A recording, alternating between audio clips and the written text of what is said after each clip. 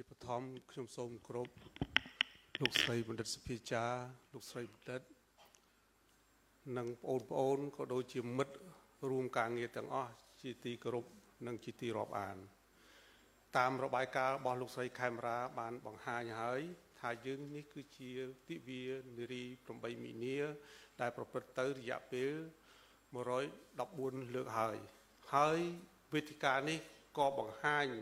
អំពីភាពដ៏អស្ចារ្យនៅក្នុងការកត់ត្រារបស់ខ្ញុំនឹងខ្ញុំមាន9ចំណុចប៉ុន្តែលោកស្រីខេមរាបានលើកអស់4ចំណុចនៅសល់តែ5ចំណុចទេតាមពិតប្រវត្តិសាស្ត្ររបស់ខ្មែរបានបង្ហាញថាខ្មែរឲ្យតម្លៃមនុស្សស្រីតាំងពីយូរណាស់មកហើយឲ្យពីដំណាក់កាលទី1គេហៅថាមេដំណាក់កាលទី2គេហៅថាយាយដែលហៅថាមេហ្នឹងគឺនៅ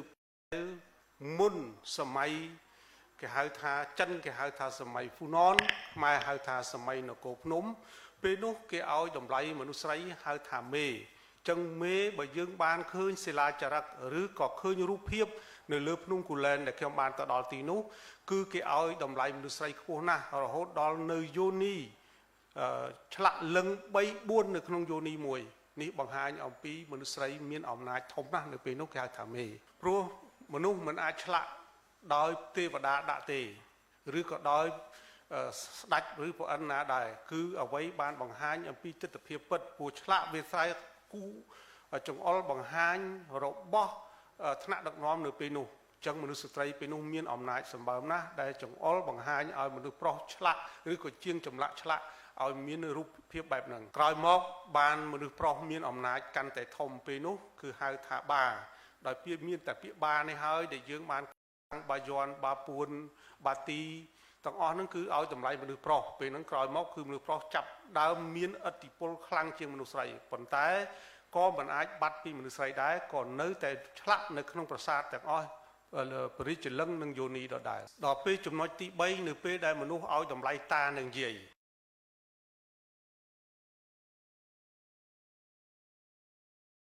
ស្រី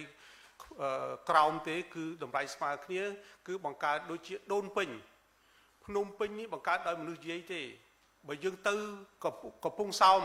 គ្មានផ្លូវលបឿនលឿនយើងត្រូវឆ្លងកាត់យាយម៉ៅអញ្ចឹងយាយម៉ៅនឹងយើងទៅដុតធូបឬក៏ពីដើមគេយកលឹងទៅថ្វាយ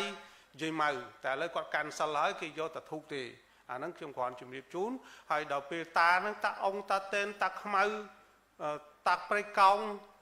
ទាំងអស់ហ្នឹងតាយាយហ្នឹងគេឲ្យតម្លៃខ្ពស់ណាស់នេះហើយដែលខ្ញុំចង់បង្ហាញអំពីប្រវត្តិបន្តិចដើម្បីឲ្យយើងយល់ថាមិនមែនខ្មែរបរទេសអន្តរជាតិឲ្យទឹក114លើកឯខ្មែរឲ្យយូរណាស់មកហើយតាំងពីសម័យដូនតាមិនមែនមកពេលឥឡូវនេះទេគឺសម័យដូនតាអញ្ចឹងយើងខុសពីវៀតណាមខុសពីចិនខុសពីសិង្ហបុរីឬក៏ពីគេហៅថាជប៉ុនឬកូរ៉េដែលឲ្យតម្លៃមនុស្សប្រុសអញ្ចឹងមនុស្សស្រីនៅស្រុកខ្មែរឲ្យយូរយារណាស់មកហើយឲ្យតម្លៃនៅត្រង់ចំណុចណាយើងបានដឹងច្បាស់ណាស់ប្រថោងតោងស្បៃនាងនាគបានន័យថាមនុស្សប្រុសតោងស្បៃមនុស្សស្រីចូលផ្ទះបើមនុស្សស្រីមិនឲ្យចូលទេគឺមិនបានដាច់ខាតអញ្ចឹងហើយបានយើងមានចំណុច3កន្លែងហ្នឹងគឺតម្លៃមនុស្សស្រីទី1គឺមនុស្សប្រុសត្រូវចូលផ្ទះមនុស្សស្រីទី2គឺយើងឃើញច្បាស់លាស់ណាស់ថាមុននឹងចង់បានមនុស្សស្រីពេលដែលមនុស្សស្រីចូលមកលុបមនុស្សប្រុសទៅធ្វើការបម្រើមនុស្សស្រីដើម្បីមើលអិរិយាបថទី3បើគ្មានការអនុញ្ញាតទេគឺគេអាចឲ្យទៅផ្ទះវិញដូច្នេះមនុស្សស្រីដើរតួនាទីសំខាន់ណាស់នៅកម្ពុជាខុសអំពីប្រទេសដែលខ្ញុំបានរៀបរាប់នៅក្នុងអាស៊ីខ្ញុំមិននិយាយអឺរ៉ុបទេព្រោះអឺរ៉ុបគឺឲ្យតម្លៃមនុស្សស្រីទៅបាន114លើគេតែខ្មែរយើងឲ្យយូរហើយចិនពេលមានកូនឬកូរ៉េឬជប៉ុនគឺពេលណាការហើយបាចអង្គចេញដេញកូនស្រីចេញឯមនុស្សប្រុសនៅកម្ពុជាមិនមែនអញ្ចឹងទេគឺតោងស្បៃចូលមនុស្សស្រីអញ្ចឹងករណីពិសេសណាស់អញ្ចឹងខ្មែរឲ្យតម្លៃមនុស្សស្រីយូរណាស់មកហើយអញ្ចឹងយើងគ្រាន់តែរំលឹកគុណូបការៈមិនមែនមីនានេះទេនឹកគុណូបការៈរបស់បុព្វនារីខ្មែរឬមេខ្មែរតាំងពីដូនតាយើងមកសារៈសំខាន់មាន9ហ្នឹងប៉ុន្តែលោកស្រីខេមរាបានលើកអស់5ហើយខ្ញុំនៅសល់លើកអស់4ហើយនៅសល់5ប៉ុន្តែខ្ញុំនឹងរំលឹកដូចវិញបណ្ឌិតឆតប៊ុនថងបានមានប្រសាសន៍ហើយថា មនុស្សប្រុសធ្វើអ្វីកើតមនុស្សស្រីក៏ធ្វើកើតមនុស្សប្រុសធ្វើប្រធានាធិបតីមនុស្សស្រីក៏ប្រធានាធិបតីមនុស្សប្រុសធ្វើស្ដេចមនុស្សស្រីក៏ស្ដេចប៉ុន្តែអ្វីដែលមនុស្សប្រុសធ្វើមិនកើតគឺមនុស្សស្រីធ្វើកើតឧទាហរណ៍ឡើងយានអវកាសមនុស្សស្រីក៏ឡើងបានមនុស្សប្រុសក៏ឡើងបានបើកយន្តហោះមនុស្សប្រុសក៏បើកបាននារីក៏បើកបានប៉ុន្តែករណី3ដែលមនុស្សប្រុសធ្វើមិនបានដូចមនុស្សស្រីគឺទី1គឺគ្មានស្ដេចណាគ្មានលោកសង្ឃណាឬគឺគ្មានប្រអិនណាដែលមិនកើតចេញពីមនុស្សស្រីទេអញ្ចឹងមនុស្សស្រីជាអ្នកពពោះ9ខែបានបង្កើតទៅតាមកូនប្រុសឬកូនស្រី9ខែ10ថ្ងៃ9ខែ7ថ្ងៃមនុស្សប្រុសកូនប្រុសបើកូនស្រី9ខែនឹងឆ្លងទន្លេដូច្នេះគ្មានមនុស្សណាដែលមិនឆ្លងកាត់មនុស្សស្រីទេទី2ដែលមនុស្សប្រុសធ្វើអត់បានមានដោះដូចមនុស្សស្រីប៉ុន្តែដោះមនុស្សប្រុសមិនអាចចិញ្ចឹមកូនបានទេតែឯមនុស្សស្រីគឺជាឃ្លាំងផលិតស្បៀងសម្រាប់កុមារដ៏មានប្រសិទ្ធភាពបើសិនជាកូនណាដែលបានបើទឹកដោះម្ដាយហើយគឺអាចទប់កាត់នូវជំងឺរាល់ឧទាហរណ៍កូនរបស់ខ្ញុំបើវាបើម្ដាយវា2ឆ្នាំកូនស្រីច្បងគឺគាត់បើម្ដាយ2ឆ្នាំកូនស្រីពៅគាត់បើ2ឆ្នាំដែរអញ្ចឹងគាត់គេឈឺពេញមួយសាលាក៏អត់ឈឺទេដោយសារតែទឹកដោះម្ដាយនឹងដើរតួនាទីសំខាន់ណាស់សម្រាប់ទប់ស្កាត់នៅជំងឺទាំងឡាយឃើញទេមនុស្សស្រីមានផ្ទៃពោះតែ9ខែទេឯមនុស្សប្រុសផ្ទៃពោះរហូតអញ្ចឹងបានថាសមេតហ្នឹងគឺអញ្ចឹងគឺខណីដែលស្រីគេអាចធ្វើបានមនុស្សប្រុសធ្វើអត់បានទេអញ្ចឹងសូមកន្លែងហ្នឹង3ចំណុចហ្នឹងខ្ញុំចង់និយាយបាទមនុស្សស្រីគឺជាវិចិត្រករដើរតួនាទី3យ៉ាងទី1គឺកូននៅក្នុងផ្ទៃពោះម្ដាយមនុស្សស្រីបានឆ្លាក់នៅនិយាយអឺរ៉ុបបន្តិចនៅអឺរ៉ុបកាលណាគេមានផ្ទៃពោះទោះបីជាគាត់ជក់បរិយគាត់ផឹកស្រាយ៉ាងណាក៏ដោយគាត់ឈប់ផឹកភ្លាមគាត់ចាប់ផ្ដើមអានសិភៅបំណិនជីវិតរបស់កូនដែលនៅក្នុងពោះបានបញ្ជូនតាមរយៈតងសុខទៅដល់កូនហើយគេបានញ៉ាំអាហារដែលមានគុណភាពខ្ពស់ដើម្បីឲ្យកូនបានទទួលអ្វីតាមរយៈតងសុខហើយយើងដឹងច្បាស់ណាស់ថាមនុស្សស្រីជាវិចិត្រករទី2នៅក្នុងហ្នឹងគឺពេលដែលគាត់កើតឡើងមកបង្កើតក្មេងមកបើសិនជាមនុស្សស្រីនឹងអញ្ចឹងគឺថាគេត្រូវការឲ្យមនុស្សស្រីនឹងរៀនបើមនុស្សស្រីរៀនប្រទេសនឹងរីកចម្រើនបើប្រទេសនឹងអត់រីកចម្រើនបើគ្មានមនុស្សស្រីរៀនច្រើនទេគឺមនុស្សអត់រីកចម្រើនទេពីព្រោះគាត់ជាវិចិត្រករអញ្ចឹងពេលដែលគាត់ចេញកើតចេញមកគាត់ដឹងដូចខ្មែរយើងអៀនខ្មាស់អត់ហ៊ានប្រាប់ទេកូនស្រីប្រមាណមករដូវប្រមាណអីអត់បានប្រាប់ទេតែកូនគេនៅអឺរ៉ុប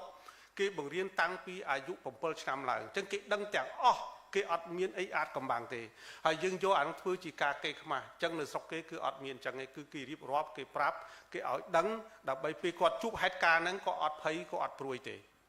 វិចិត្រករទី3ពេលមនុស្សស្រីនាំកូនដល់កូនមនុស្សស្រីខុសពីខ្មែរយើងណានៅអឺរ៉ុបខុសពីខ្មែរយើងក៏ត្រូវតែកែដែរអានឹងយើងត្រូវកែពេលនឹងមនុស្សស្រីត្រូវកែពេលដែលនាំកូនដើរលេងគេកាន់កត្រកគេអត់កាន់កាបូប LV គេអត់កាន់កាបូបល្អទេគេកាន់កត្រកហើយដែលពេលកូនបោះសម្រាមចោលគេបង្រៀនឲ្យរើសសម្រាមដាក់កត្រកហើយយកទៅបោះនៅធុងសម្រាមក្នុងមួយជីវិតរបស់វាអត់ដែលបោះសម្រាមចោលតើវាពេលណាដែលវាបោះចឹងវាអត់បោះទេអញ្ចឹងនេះគឺជាវិចិត្រករដ៏អស្ចារ្យដែលឆ្លាក់សង្គមតាំងពីក្នុងពោះរហូតដល់ចេញមកក្រៅគឺនេះជាតួនាទីរបស់មនុស្សស្រី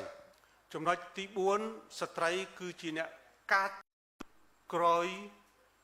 គេហៅថាទ្វារក្រោយមនុស្សស្រីដើរតួនាទីសំខាន់ណាស់បើដោះស្រាយកិច្ចការណាមិនបានគេទៅតាមមនុស្សស្រីហើយដោះស្រាយតាមទ្វារក្រោយហើយទ្វារក្រោយហ្នឹងត្រជាក់ហើយដោះបានច្រើនជោគជ័យណាស់ហើយភាពលំបាករបស់មនុស្សប្រុសក្នុងការបដិសេធទៅនឹងមនុស្សស្រីរួមទាំងខ្ញុំផងវាជាការលំបាកបំផុតអញ្ចឹងហើយគេច្រើនចូលទ្វារក្រោយនៅពេលដែលចូលទ្វារមុខមិនបានការទូតគេចូលទ្វារក្រោយអញ្ចឹងប្រសិទ្ធភាពនៃការទូតទ្វារក្រោយនេះដើរតួនាទីសំខាន់ណាស់ចំណុចមួយទៀតលោកស្រីខេមរាបាននិយាយឲ្យថាមនុស្សស្រីជាធនាគារប៉ុន្តែគាត់នៅខ្វះចំណុចក្នុងធនាគារនេះខ្មែរយើងឲ្យតម្លៃខ្ពស់បំផុតសូម្បីតែយាយរបស់ខ្ញុំម្ដាយរបស់ខ្ញុំ ប៉ុន្តែខ្ញុំគ្រាន់តែមានចរិតមួយដែលខ្ញុំមិនចង់យកទ្រព្យសម្បត្តិឪពុកម្ដាយគឺខ្ញុំចេញពីខ្លួនឯងគឺម្ដាយរបស់ខ្ញុំយាយរបស់ខ្ញុំគេហៅទូទាត់លាត់សោយអញ្ចឹងធនាគារគាត់មានដល់4បើកទូបើអត់មានទាត់អត់មានលាត់គាត់ដាក់នៅទីនេះបាទគាត់ដាក់នៅនេះលុយបើអត់ទេសោយគាត់ដាក់នៅខាងនេះ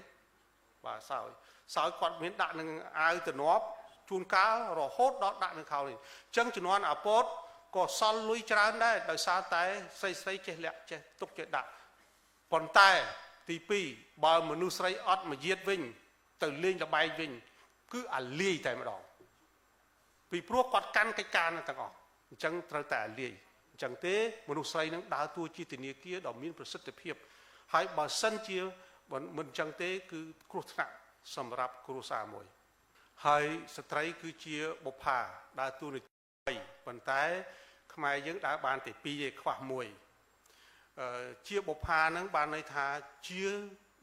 ដូចលោកស្រីខេមរាមានប្រសាសន៍មកអញ្ចឹងគាត់ថាប្តីមកជាដើរកោះជប់ជាមន្ទីរពេទ្យជាអីប៉ុន្តែជាអីមួយទៀតកាលណាគេមកដល់ផ្ទះបើផ្ទះនឹងផ្តិលខ្មែរយើងគេចំណាំណាបើផ្តិលនៅចដើទេបាយចានបាយមិនទាន់ពេញនឹងអានឹងគឺគេហៅថាសួនច្បារពោពេញទៅដោយឋាននរកពុកម្ដាយពិសេសម្ដាយនឹងពេលរៀបឲ្យកូនរៀបចំអាពាហ៍ពិពាហ៍ម្ដាយបដៅកូនពេលណាហូបបាយសុំកូនកុំយករឿងទៅប្រាប់ប្តីចាំប្តីហូបបាយហើយសុំនិយាយព្រោះខ្លាចអាចារ្យបាយនឹងវាឡើងក្បាលកូនឬក្បាលប្រពន្ធនឹងបាទអានឹងក៏ជារឿងមួយដែលសួនច្បារដែលបើសិនជាយើងចេះរៀបចំអានឹងគឺគេបដៅមករៀបការកូននៅសម័យដើមណាខ្ញុំបានមើលដោយសារលោកគ្រូមៀកបុរាណហ្នឹងក៏អ្នកបកសម្បើមណាខ្ញុំតែឆ្ងល់ខ្ញុំបោះចូលមកភ្លាមគឺមកពេលសរសេរប្រវត្តិសាស្ត្រហ្នឹងខ្ញុំមិនចេះទេបល័យឬក៏ភាសាខ្មែរដើមហ្នឹងខ្ញុំមិនចេះទេអញ្ចឹងមនុស្សស្រីហ្នឹងដើរតួនាទីសំខាន់ណាស់ជាបុប្ផាទាំងនៅក្នុងសួនសាធារណៈទាំងនៅក្នុងសួននៅក្នុងផ្ទះអញ្ចឹងគាត់ចាត់ចែងជោគទៅវាសនានៅក្នុងគ្រួសារបានយ៉ាងល្អគឺការតុបតែងចូលមកពីមុនគេចូលមកឃើញចានស្រាក់ឃើញខ្នើយឃើញភួយនៅក្នុងទូតែឥឡូវមិនមែនអញ្ចឹងទេមនុស្សស្រីចូលមកដល់គឺឃើញសុភៅពេលណាឃើញសុភៅដាក់នៅក្នុងទូគេថាជាគ្រួសារបញ្ញវន្តពេលណាគេឃើញនៅកិច្ចការរបស់កូនកម្មវិធីសិក្សារបស់កូនដាក់បិទនៅតាមជញ្ជាំងនោះគេថាម្ដាយមានប្រសិទ្ធភាពអញ្ចឹងមនុស្សប្រុសខ្មែរពីដើមប្រាប់គ្នាតថាកុំយកមនុស្សស្រីដែលរៀនខ្ពស់ប្រយ័ត្ននៅក្រមដែលសពុតរបស់គេនឹងភាសាខ្ញុំអត់មានពលឹះទេប៉ុន្តែអ្នកហើយបើមានមនុស្សស្រីមួយដែលមានចំណេះដឹងបានន័យថាអ្នកឯងទោះបីនឹងមិនទៅធ្វើការក៏មួយខែអ្នកឯងចំណេញ$1000ដែរគឺអ្នកឯងយក500ទៅបង់គួរគេចុះបើមនុស្សស្រីនឹងចេះកូន2អស់1000ចុះបើកូនមនុស្សស្រីនឹងចេះគាត់ពង្រៀនបានន័យថាគឺជាភាពអស្ចារ្យមួយហើយដូច្នេះមនុស្សស្រីនេះដើរតួនាទីសំខាន់ណាស់បុប្ផារីកទាំងនៅក្នុងសួនសាធារណៈទាំងនៅក្នុងសួនផ្ទះហើយបើសិនជាបុប្ផានឹងមិនបានរៀបចំទេបើគ្មានចំណេះដឹងទេសួននោះនឹងមិនមានសោភ័ណភាពទេហើយចំណុចចុងក្រោយនេះមនុស្សស្រីក៏ជាក្របបែកដ៏ត្រជាក់ដែរក្របបែកមាន3ចំណុចទី1គាត់អាចបំផ្ទុះនៅក្នុងគ្រួសារបើគាត់អត់ពេញចិត្តណាមួយគឺអ្នកហ្នឹងគឺបំផ្ទុះហើយទប់អត់បានទេព្រោះគ្មានអ្នកណាដឹងរឿងក្នុងគ្រួសារជាងមនុស្សស្រីទេអញ្ចឹងពេលណាគាត់បំផ្ទុះហើយគឺគ្រួសារហ្នឹងគឺត្រូវតែអរត់អរាយហើយទី2ក្របបែកដែរយើងបាត់ទឹកដីយើងត្រូវតស៊ូឧទាហរណ៍ច្បាំងនៅអង្គរវត្តពេលខ្មែរទៅវាយយកអង្គរវត្តបានមកវិញពីប្រទេសថៃជួបស្រីនាងសង្ងំបែកឆ្លាក់ទឹកភ្នែកហើយក៏បាត់បង់ទៅនេះក៏ជាក្របបែកដ៏ត្រជាក់មួយទោះបីជាប្រើអាវុធប៉ុណ្ណាក៏មិនឈ្នះដែរដោយសារតែសម្រស់មនុស្សស្រីទាំងឯងហើយទី2នាងសង្ងំគ្រាន់តែគេងក់ក្បាលមកផ្លែតយើងឲ្យដីគេហាត់កងទ័ពធ្វើឲ្យយើងបាត់អស់21ខេត្តរហូតដល់ថ្ងៃនេះនេះគឺជាក្របបែកដ៏ត្រជាក់យើងឃើញណាស់ថាសារៈសំខាន់មួយទៀតដែលយើងឃើញគឺនៅក្នុងប្រវត្តិសាស្ត្រហ្នឹងមនុស្សស្រីដើរតួនាទីសំខាន់ណាស់នៅស្រុកខ្មែរយើងដើរតួនាទីសំខាន់ណាស់ ទាំងរៀបចំប្រទេសជាតិទាំងរៀបចំក្នុងសង្គមគ្រួសារទាំងរៀបចំសហគមន៍បើសិនជាមនុស្សស្រីមិនចូលរួមទេយើងមិនអាចសម្រេចបានទេពីព្រោះយើងឲ្យមនុស្សស្រីមានដើរតួនាទីសំខាន់ណាស់ហើយមនុស្សស្រីនឹងជាភាពត្រជាក់ហើយមុតដោយកបិតកោចឹងទោះតែចេញឈាមបានដឹងថាមុតកបិតហើយដូចចឹងល្បិចមនុស្សស្រីទោះតែគេបដិសេធកន្លែងណាមួយគេយកអីអស់ហើយបានគេបដិសេធយើងអស់អាលីងគឺចុងក្រោយដើរតែខ្លួនចឹងហើយកុំតូចចិត្តមនុស្សប្រុសលាក់លុយអាហ្នឹងដោយសារតែខ្លាចចុងក្រោយអត់មានអីបាទអត់មានអីពីព្រោះចាំណាខ្ញុំមានកូនស្រីដល់ទៅ4កូនប្រុសមានតែមួយបោះឆ្នោតខ្ញុំចាញ់ក្នុងគ្រួសារខ្ញុំចាញ់មនុស្សស្រីហើយចាញ់មនុស្សស្រីហើយប៉ុន្តែត្រូវចងចាំប្រពន្ធថ្ងៃនេះប្រពន្ធថ្ងៃស្អែកគេមានប្តីគឺប្តីរបស់គេតទៅទៀតប្រពន្ធរបស់គេទៅទៀតប៉ុន្តែកូនរបស់យើងវាជាកូនរបស់យើងទោះបីវាទៅណាក៏វាជាកូនរបស់យើងឧទាហរណ៍កូនខ្ញុំនៅរុស្ស៊ីទោះបីជាយ៉ាងម៉េចក៏គាត់មកជួបខ្ញុំគាត់មកគាត់តែមានបញ្ហាគាត់តែឃើញ Facebook ភ្លាមគាត់ទូរស័ព្ទមកភ្លាមមិនហើយប៉ាមិនអីចឹងកូនស្រីនឹងដើរតួនាទីសំខាន់ណាស់កូននឹងគឺមានតម្លៃធំណាស់គ្មាននរណាមកអង្គុយចុងជើងយើងក្រៅពីកូនរបស់យើងទេដូច្នេះកូនស្រីខ្ញុំប្រាប់ថាខ្ញុំមានកូនប្រុសតែមួយកូនស្រីបីនៅតែស្រឡាញ់កូនស្រីច្រើនជាងកូនប្រុសទោះបីជាអយុត្តិធម៌នៅក្នុងសង្គមក៏ដោយប៉ុន្តែខ្ញុំឲ្យតម្លៃមនុស្សស្រីនឹងកាន់តែខ្ពស់ហើយខ្ញុំសូមប្រសិទ្ធិជូនពរដល់លោកគ្រូអ្នកគ្រូលោកស្រីបណ្ឌិតសភាចាហើយលោកគ្រូអ្នកគ្រូភាសាចិនដែលជាភាសាមួយដែលដើរតួនាទីសំខាន់ណាស់រាជបណ្ឌិតសភាដែលលោកស៊ីស៊ីនពីងបានមកបង្កើតការពីគាត់នៅអនុប្រធានាធិបតីឲ្យគេហៅថាវិជាស្ថានខុងជឺរីកចម្រើនហើយដូច្នេះខ្ញុំឲ្យបកប្រែតាំងពីដើមនឹងព្រោះតម្លៃរបស់ស្ត្រីនឹងវាតួនាទីសំខាន់ណាស់បើគាត់អត់យល់គាត់ដឹងហើយខ្ញុំឃើញនៅខាងចិននឹងកត់គ្រប់ចំណុចទាំងអស់បានន័យថាអ្វីដែលកត់នឹងគឺដើរតួនាទីសំខាន់ណាស់ដែលប្រទេសចិនមិនមានទេខ្ញុំដឹងច្បាស់ណាស់តែបើគាត់កត់នេះគឺមានតម្លៃអស្ចារ្យណាស់សម្រាប់នារីខ្មែរអញ្ចឹងនារីខ្មែរមានតម្លៃខ្ពង់ខ្ពស់ណាស់បើប្រៀបធៀបនឹងនារីដទៃកុំនិយាយពួកស្រីអឺរ៉ុបពួកអឺរ៉ុបគេមានអំណះអំណាងយូរហើយដែលគេមានសិទ្ធិក្នុងការចាត់ចែងជោគទៅវាសនាខ្លួនគេជាអ្នកកំណត់ជោគវាសនាដោយខ្លួនគេនឹងគឺនៅអឺរ៉ុបហ្នឹងឯងហើយជាចុងបញ្ចប់នេះលើលោកនេះខ្ញុំសូមជូនពរ3ទី1គ្មានមនុស្សណាដែលមិនត្រូវការទឹកដោះមនុស្សស្រីទេមនុស្សស្រីគឺคล้ายទៅជាទឹកដោះដ៏មានប្រសិទ្ធភាពហើយជាថ្នាំឱសថដែលកើតចេញពីធម្មជាតិទី2គ្មានស្ដេចគ្មានលោកណាដែលមិនកើតចេញពីមនុស្សស្រីទេមនុស្សស្រីជាអ្នកបង្កើតអ្នកទាំងអស់គ្នាជាអ្នកបីបាច់ទាំងអស់គ្នាហើយទី3ខ្ញុំជឿថាគេហៅថាចក្រវាលដ៏អស្ចារ្យនេះស្លាប់រស់ដោយសារសរសៃសក់មនុស្សស្រីដ៏វែងនេះសូមអរគុណ